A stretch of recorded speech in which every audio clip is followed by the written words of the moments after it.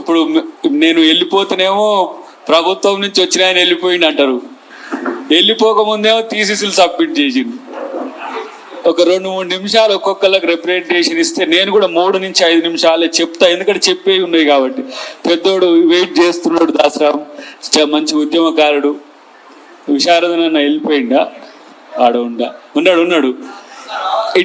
ఇట్లా చివరికంట ఉండే ఉద్యమ నాయకత్వాన్ని మీరందరూ కూడా సమీకరించుకోవాలనేది నా విజ్ఞప్తి, అంతే. ఎందుకంటే పేరుందని వచ్చి పిలుస్తారు, పిలువంగానే ఆయనకు ఇమ్మీడియట్గా పని ఉంటుంది. ఈ ఇమ్మీడియట్గా పని ఉంటే వాళ్ళతో మనకు పని కాదు. తర్వాత ఈ బీసీ సంఘాలను నేను ఎందుకంటే సుదీర్ఘకాలంగా జనార్దన్కి తెలుసు, సుదీర్ఘకాలంగా మేము చూస్తున్నాం. అరే ఎస్సీ సంఘాలు ఎస్టీ సంఘాలు గట్టిగా ఉంటున్నాయి, బీసీ సంఘాలు ఎందుకు ఉండలేవని ఒక ఆలోచన చేస్తుంటుంది. 110 సంఘాలు 120 సంఘాలు ఉండాలి, కులానికి ఒకటి ఉన్న, కులానికి 2-3 ఉన్నాయి. కానీ ఒక్క మాట మాత్రం చెప్పగలను, 42% అనేది ఈ రాష్ట్ర ప్రభుత్వం డెఫినెట్ గా ఈ రాష్ట్రంలో అమలు చేస్తుందని మాత్రం ఢాకా బజాయించి చెప్పగలను. ఎందుకంటే ఇదేదో బిల్ చేసింది అల్లాటప్పగా కేంద్రానికి పంపించేసి ఆయన ఒప్పుకుంటే ఒప్పుకుంటాడు లేకపోతే కాదు అనేటట్టుగా లేదు. ఈ రాష్ట్రంలో అమలయ్యే విద్య, ఉద్యోగ, ఉపాధి అవకాశాలతో పాటు ఇతరత్ర ఏ అంశాలు ఉన్నప్పటికీ కూడా ఇక్కడ జీవో త్వరలోనే కాంగ్రెస్ ప్రభుత్వం తెస్తుంది, మీ ముందు అది పెడుతుంది అనేది మాత్రం చెప్పగలను. ఇక రెండవది, అది రేవంత్ రెడ్డి గారు రాహుల్ గాంధీ గారి ఆజ్ఞల మేరకు చేసిన కుల జనగణన, దానికి సంబంధించిన చట్టం. ఈ అసెంబ్లీ సమావేశాలు అయిపోయేలోగానే మీకు ఆ జీవో కూడా రావచ్చు. కానీ అసలు కథ ఉన్నది దీనికి ఏంటంటే, రాహుల్ గాంధీ ఒక సమావేశంలో చెప్పింది మీ అందరికి కూడా తెలుసు. కాకా కాల్కేకర్ కమిటీ అయిపోయింది, మండల్ కమిటీ అయిపోయింది. ఏ కమిటీ బీసీలకు చట్టసభల్లో రిజర్వేషన్లు ఇవ్వలేకపోయింది? బాబాసాహెబ్ అంబేద్కర్ యొక్క కోరిక ఏంటిది? మొట్టమొదటిగా చట్టసభల్లో మహిళలకు రిజర్వేషన్లు ఇవ్వాలి, రెండవది ఓబీసీలకు చట్టసభలో రిజర్వేషన్లు ఇవ్వాలి. ఇవి రెండు. ఇలా కాంగ్రెస్ పార్టీ ఆలోచన విధానం ప్రకారం మహిళలకు చట్టసభలో రిజర్వేషన్లు ఇవ్వాలంటే మణిపూర్లో జరిగిన సంఘటన కావచ్చు, మహిళా చైతన్యం కావచ్చు, అడిగినా అడగకపోయినా భాజపా ప్రభుత్వం మహిళా బిల్లు చేసింది.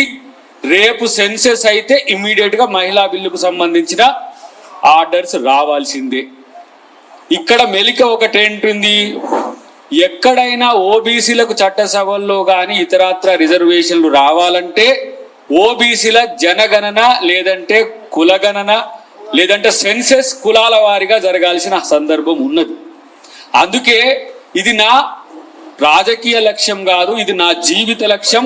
ఓబీసీలకు చట్టసభల్లో రిజర్వేషన్లు ఇవ్వాలని రాహుల్ గాంధీ గారు ఇలా నిర్ణయం తీసుకున్నారు.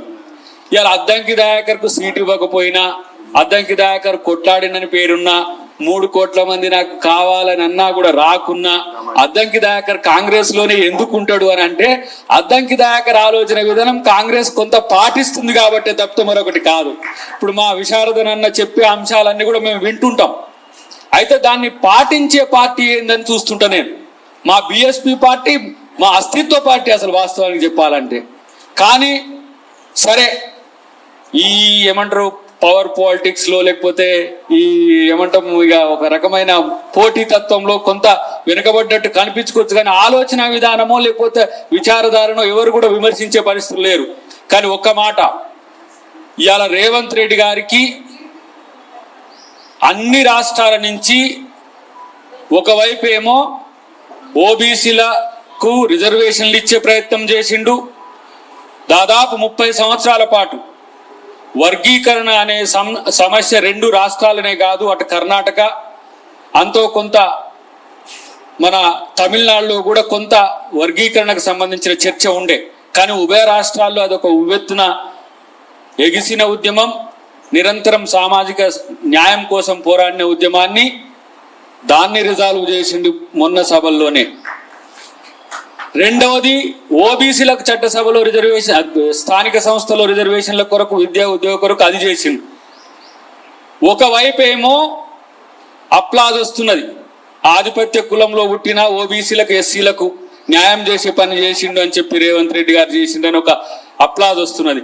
ఇంకొక వైపు ఏమో మన వాళ్ళలో ఉండి కూడా బీసీలకు ఎస్సీలకు మేలు చేస్తుండు, మన పరిస్థితి ఏందని ఆలోచించేటోళ్ళు కూడా కొంతమంది ఉన్నా ఇది కాంగ్రెస్ పార్టీ ఆలోచన విధానం. కాబట్టి ఈ రాష్ట్రంలో ఒక సామాజిక న్యాయ సాధకుడుగా ఇవాళ రేవంత్ రెడ్డి గారు ముందుకొచ్చిన అనే విషయాన్ని మాత్రం మీకు చెప్పాల్సిన అవసరం ఉంది. ఎందుకంటే ఈ మధ్య కాలంలో జరిగిన కొన్ని ఒక అంతర్గత సమావేశాల్లో నేను విన్నా, ఇలా ఓబీసీలకు 42% ఇస్తే మరి మిగతా వర్గాల పరిస్థితి ఏంటి అని ఒక చర్చ అంతర్గతంగా వచ్చినప్పుడు పార్టీ లేకపోతే వ్యక్తిగత కుల ప్రయోజనం అనేది కాకుండా సామాజిక ప్రయోజనమే లక్ష్యంగా కాంగ్రెస్ ప్రభుత్వం పనిచేస్తుంది.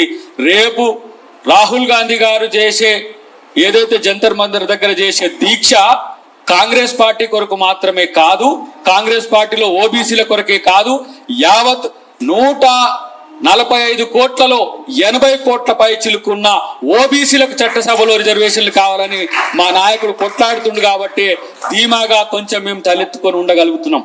ఇలా మా విశారదన్న అన్నాడు, మీరు దౌత్యవేత్తలుగా ఉండాలని. మేము దౌత్యవేత్తలం ఉండే పరిస్థితి ఉన్నది, రేపు దౌత్యవేత్తలను దాటి ప్రశ్నించే పరిస్థితి ఉంటుంది, కొట్లాడే పరిస్థితి కూడా ఉంటుంది. కొంచెం లేట్ అయినా దాన్ని తప్పదు. ఎందుకంటే తెలంగాణ నా ప్రభుత్వము నా పార్టీ రెండు ఆలోచనలు అది ఉన్నది. ప్రత్యేకించి నేను చెప్తున్న దాస్ సురేష్కు, ఈరోజు మీలాంటి యువకులందరూ కూడా ఒక 20-25 సంవత్సరాల రాజకీయ జీవితం ఉన్నది. మీ రాజకీయ జీవితం ఏ పార్టీలతో చూసుకుంటారో మీ ఇష్టం. ఎందుకంటే మీరు రాజ్యాధికార సమితి, బీసీ రాజ్యాధికార సమితి అని పెట్టింది. ఇది రిజర్వేషన్ల సాధన సమితే కాదు, ఇది రాజ్యాధికార సాధన సమితి. దీంట్లో స్థానిక సంస్థల్లో మీకు రాజ్యం ఇచ్చేందుకు కాంగ్రెస్ పార్టీ సిద్ధంగా ఉంది. ఇవాళ నేను అంటున్నా, మోడీ గారు మీరు ఓబీసీనే, నేను కొంత క్రాస్ చెక్ చేసి లోతుకు పోయిన తర్వాత బనియా ఉపకులమైనప్పటికి కూడా ఈ గాండ్ల ఏమంటారు, మన ఎద్దుతో నూనె తిప్పుతారు కదా, ఆ కులానికి సంబంధించిన వ్యక్తి కాబట్టి ఓబీసీలు అందరు కనెక్ట్ అయిండ్రు. నేనంటున్నా, మా లేడీ తాడూరు సీని తేలినా పోయిండు, బయటికి పోయిండు. కానీ మోడీ గారు నిజమైన ఓబీసీనే అయితే ఈరోజు ఈ రాష్ట్రాలకు 42% ఇచ్చినాం. మీరు తమిళనాడు మాదిరిగా దీన్ని షెడ్యూల్డ్ 9లో పెట్టే ఆస్కారము ఉన్న బిల్ ఇది, మీరు పెట్టండి. నేను అంటున్నాం, పొద్దుగాలు లేస్తే మా కిషన్ రెడ్డి గారు, బండి సంజయ్ గారు, ఇంకా చాలా మంది చెప్తా ఉంటారు మేమే బీసీల కొరకు పోరాడుతున్నామని.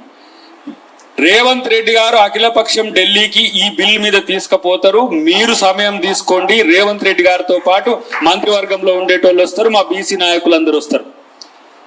రెండవది, బీసీలకు చట్టసభలో రిజర్వేషన్ల కోసం మీరు బీసీలకు చట్టసభలో రిజర్వేషన్ కోసం మా నాయకుడు రాహుల్ గాంధీ గారు పోరాడతారు. మీరు మీ ప్రభుత్వంని ఒప్పించి చట్టసభలో ఓబీసీలకు రిజర్వేషన్లు ఇవ్వడానికి మీరు సిద్ధమా అని చెప్పి తెలుసుకోవడానికి మీరు ఉండాలి. మాట్లాడితే మేము ఓబీసీని మేము ప్రధానమంత్రిని చేసినాం, ఓబీసీ కమిషన్ వేసినాం, ఇవన్నీ కూడా కమిషన్లు. ఇలా మండల్ కమిషన్ వేస్తే కమండల్ ఉద్యమం తీసుకొచ్చిన జనతా పార్టీ వాళ్ళలే ఒకరుండి కమండల్ తీసుకొచ్చి ఓబీసీలో నోట్లో ఈరోజు మట్టి కొట్టిన పరిస్థితి. కానీ కాంగ్రెస్ పార్టీ చరిత్రలో ఏం చేసిందనేది విమర్శ చేస్తే చేయండి. కానీ ఈరోజు కాంగ్రెస్ పార్టీ సోషల్ జస్టిస్ కి ఏజెంట్గా, సోషల్ జస్టిస్ వారియర్లతో కూడిన రేపు టీం డెఫినెట్ గా రేపు దేశంలో వస్తుంది, రాష్ట్రంలో వస్తుంది. కాబట్టి మీరు ఈ జీవోకు సంబంధించిన అంశంలో శేషభీషలు అక్కర్లేదు. ఇంతకుముందు కృష్ణయ్య గారు ఈడ ఉండి అన్నారు, తమ్ముడు జీవో ఇస్తలేడు, అందరితో మాట్లాడి కన్సల్టేషన్ చేసి చేయమని. జీవో అనేది ఆల్రెడీ ప్రిపరేషన్ విత్ క్లాసిఫికేషనే ఉంటుంది. గతంలో మనకి ఏబిసిడి అని ఎట్లా ఉన్నదో ఆ రకంగా ఏబిసిడికి మళ్ళా లాడిపాటు ఇప్పుడు వీళ్ళు ఏం చేస్తారు, సరే పార్టీల పేర్లు చెప్పను కానీ కొంతమంది ఎవరితోనో కొంత లీగల్ టెక్నికాలిటీస్ని పెట్టి మళ్ళీ హైకోర్టునో సుప్రీంకోర్టునో వేసే ప్రయత్నం చేస్తారు. ఎలాంటి వాటికి తావివ్వకుండా చేసే ప్రయత్నం ఒకటి. అన్నిటికంటే ముఖ్యంగా చివరగా నేను చెప్పి ముగిస్తా మిత్రులారా, ఈ దేశంలో దళితులు కొన్ని వేల సంవత్సరాల క్రితం నుంచి అణిచివేయబడుతున్నారు. ఆదివాసీ గిరిజనులు కొన్ని వేల సంవత్సరాల నుంచి అణిచివేయబడుతున్నారు. సమాజం పుట్టుక నుంచి మహిళ అణిచివేయబడుతూనే ఉన్నది. సమాజం పుట్టుక నుంచి ఓబీసీ అణిచివేయబడుతూనే ఉన్నాడు. కేవలం రిజర్వేషన్లు, విద్య, ఉద్యోగమే కాదు, మామూలు గ్రామంలో వృత్తి కులాల్లో కునారిల్లుతున్న కులాల యొక్క జాగరూకత ఈరోజు పెరిగింది. దాన్ని మీరు ముందుకు తీసుకొస్తే పార్టీలుగా నేను ఓన్లీ కాంగ్రెస్ పార్టీ నాయకుడినే కాదు కదా, నేను మాలమానాడు అధ్యక్షునిగా కూడా ఉన్నా.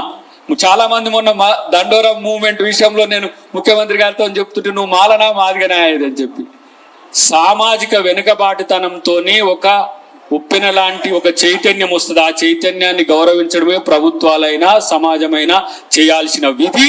చేస్తుంది, చెయ్యకపోతే ఆ ఉద్యమం చేపిస్తుంది. ఇలా ఓబీసీ మూవ్మెంట్ ఇక్కడ వస్తే దాని మీద వచ్చిన నూనె దేవుకొని పోయి అమ్ముకుంటా అంటే వాళ్ళు కూడా కొంతమంది ఉంటారు. వాళ్ళ పట్ల జాగరూకత ఉండాలి. కాబట్టి ఇలా నేను 2022లో మా మాణిక్యం ఠాగూర్ గారికి చెప్పిన, నేను సార్ చట్టసభల్లో మేము ఎస్సీలుగా నిలబడుతున్నప్పుడు ఒక ఎంపీ కాన్స్టిట్యున్సీ కింద ఒక 2 ఎస్సీ కాన్స్టిట్యున్సీలు ఉండి నేను ఓటు కొరకు పోయినప్పుడు నాకు ఓబీసీ నీకు ఎందుకు వేయాలని అడిగినప్పుడు నా దగ్గర సమాధానం లేదు.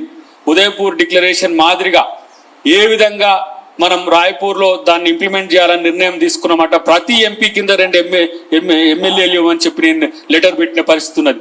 కాబట్టి మేమైనా విశారదనన్నైనా మందకృష్ణన్నైనా ఇంకా దళిత వర్గాల్లో అటు ఎస్టీ వర్గాల్లో బెల్లయ్య నాయక్ గారైనా ఇంకా మా దాసరామ్ అయితే ముందు నుంచి దాని మీద కొట్లాడిన మేమందరం కూడా ఓబీసీలకు న్యాయం జరగాలంటే పార్టీలు ఏవైనా పదవులు ఏవైనా పరిస్థితులు ఏవైనా మీ అంతా వెంట ఉండి మీ వెనుక ఉండడానికి కూడా మేము సిద్ధం. మిమ్మల్ని అందరినీ ముందు వరుసలో నిలబెట్టి మేము వెనుక వరుసన మిమ్మల్ని ముందుకు నడపడం. ఎందుకంటే పూలే సామాజిక న్యాయ సూత్రమే అంబేద్కర్ గారికి అలా ఆయుధమైంది.